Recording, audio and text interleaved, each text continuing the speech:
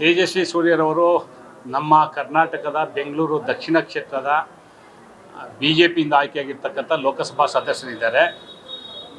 Not only first time, ಹಲವಾರು ಸಂದರ್ಭಗಳಲ್ಲಿ ರಾಜ್ಯಕ್ಕೆ ದೇಶಕ್ಕೆ ಮುಜುಗರ ಆಗುವಂಥ ಅನೇಕ ಅಂಶಗಳನ್ನ ಅವರು ಸೃಷ್ಟಿ ಮಾಡ್ತಾ ಇದ್ದಾರೆ. ಇವತ್ತು ಬೆಂಗಳೂರಿನಲ್ಲಿ ಬಹುತೇಕ ಗುರು ರಾಘವೇಂದ್ರ ಸಹಕಾರಿ ಬ್ಯಾಂಕಿನ ಹಗರಣ ಎಲ್ರಿಗೂ ಗೊತ್ತಿರ್ತಕ್ಕಂಥದ್ದು. ಸುಮಾರು 2,000 ಕೋಟಿ ರೂಪಾಯಿಗಳ ಹಗರಣ ಇರ್ತಕ್ಕಂಥದ್ದು.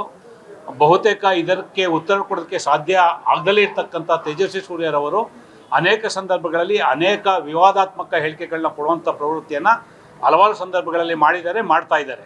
ಇವತ್ತು ಅವರು ಟ್ರಂಪ್ರವ್ರನ್ನ ಬೇರೆ ಬೇರೆ ಕಾರಣಕ್ಕೆ ನಮ್ಮ ದೇಶದ ಪ್ರತಿನಿಧಿಯಾಗಿ ಅಮೇರಿಕಕ್ಕೆ ಭೇಟಿ ಕೊಟ್ಟು ಟ್ರಂಪ್ ಅವ್ರನ್ನ ಭೇಟಿ ಮಾಡುವಂಥ ಒಂದು ಪ್ರಯತ್ನವನ್ನು ಮಾಡಿದ್ದಾರೆ.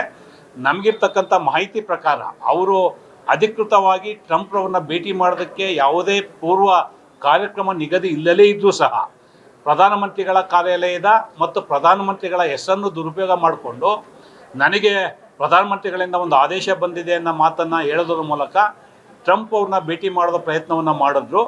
ತದನಂತರ ಅಮೇರಿಕಾದ ವೈಟ್ ಹೌಸ್ ಮಾಹಿತಿಯನ್ನು ತಗೊಂಡು ಭಾರತದಿಂದ ಅಂತಹ ಯಾವುದೇ ನಿರ್ದೇಶನ ಅವರಿಗೆ ಇಲ್ಲದೇ ಇರೋದ್ರಿಂದ ಬಹುತೇಕ ಅವರು ಮುಜುಗರದ ಸನ್ನಿವೇಶವನ್ನು ಸೃಷ್ಟಿ ಮಾಡಿದ್ದಾರೆ ಅಂತೇಳಿ ಅವ್ರನ್ನ ಭೇಟಿ ಮಾಡೋದಕ್ಕೆ ಅಮೇರಿಕ ಅಧ್ಯಕ್ಷರು ನಿರಾಕರಣೆ ಮಾಡಿದ್ರು ಅಂತೇಳಿ ಇಲ್ಲಿವರೆಗೂ ಬಂದಿರತಕ್ಕಂಥ ಮಾಹಿತಿ ಇದೆ. ಬಹುತೇಕ ಇದರಿಂದ ನಾಟ್ ಓನ್ಲಿ ಇಂಡಿಯಾ, ಕರ್ನಾಟಕದ ಒಂದು ಗೌರವವನ್ನು ಚ್ಯುತಿ ತರುವಂಥ ಕೆಲಸವನ್ನು ತೇಜಸ್ವಿ ಸೂರ್ಯರವರು ಮಾಡಿದ್ದಾರೆ. ನಾನು ಅವ್ರಿಗೆ ವಿನಂತಿಯನ್ನು ಮಾಡ್ತೇನೆ.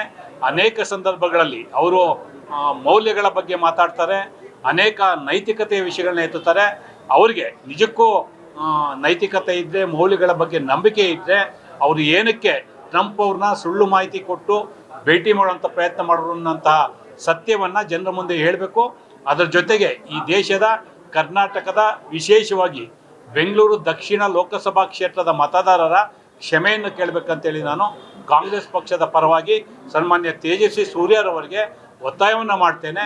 ದಯಮಾಡಿ ಬೇರೆ ಬೇರೆ ಸಂದರ್ಭಗಳಲ್ಲಿ ನೀವೇನು ನೇರವಾದಂಥ ಹೇಳಿಕೆಗಳನ್ನ ಕೊಡ್ತೀರಾ, ಅದಕ್ಕೆ ಒಳಪಟ್ಟು ಇವತ್ತು ಭಾರತಕ್ಕೆ ಮಾಡಿರ್ತಕ್ಕಂಥ ಮುಜುಗರಕ್ಕೆ ತಾವು ಬೇಷತ್ ಕ್ಷಮೆಯನ್ನು ಕೇಳಬೇಕು ಅಂತೇಳಿ ಕಾಂಗ್ರೆಸ್ ಪಕ್ಷದ ಪರವಾಗಿ ಅವರಿಗೆ ಒತ್ತಾಯವನ್ನು ಮಾಡ್ತೇನೆ.